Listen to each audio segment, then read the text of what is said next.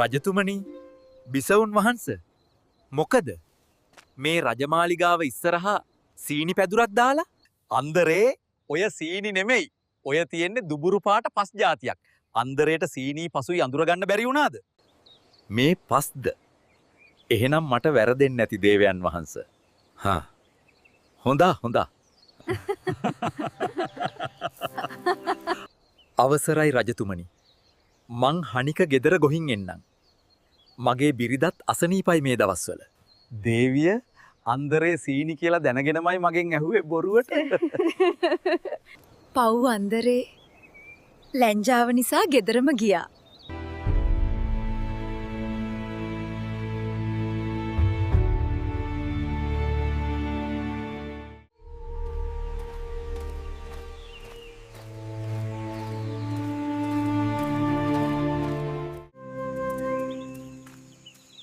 තාත්තා මගේ චූටි පුතා මොකද කරන්නේ අද උඹටයි මටයි කරන්න වැඩක් තියෙනවා ඒ මොකද්ද තාත්තේ මම දැන් රජමාලිගාවට යනවා මම ගිහින් ටික වෙලාවකින් උඹ අඬාගෙන මාලිගාවට එන්න ඕනේ ඇවිල්ලා කියපන් අනේ තාත්තේ අම්මා මැරුණා කියලා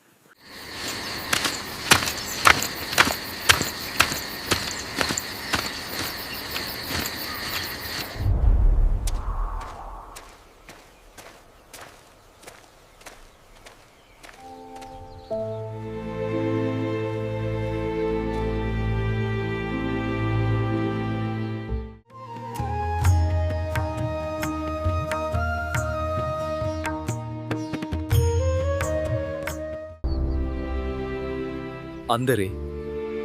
කොහොමද බිරිදට සනීපෙන් ඉන්නවද තාම සුවයක් නෑ වෙද මහත්තයා ගාවට එක්කන් ගොහින් බෙහෙත් කොරා රජතුමනි අර ඈතින් කලබලෙන් අඩාගෙන එන්නේ ඔබගේ පුතා නේද අනේ තාත්තේ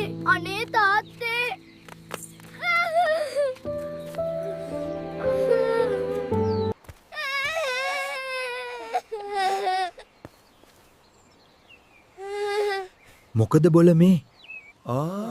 අනේ තාත්තේ අපේ අම්මා මැරුණා අයියෝ මට වෙච්ච විපතක් මගේ බිරිද මැරුණා මට දැන් කවුත් නෑ මගේ පුතාට අම්ම කෙනෙක් නෑ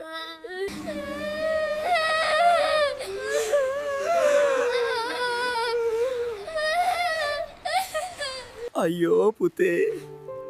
අපේ දුක නිවා ගන්න විදියක් නෑ එහෙනම් උඹේ කටෙත් පස්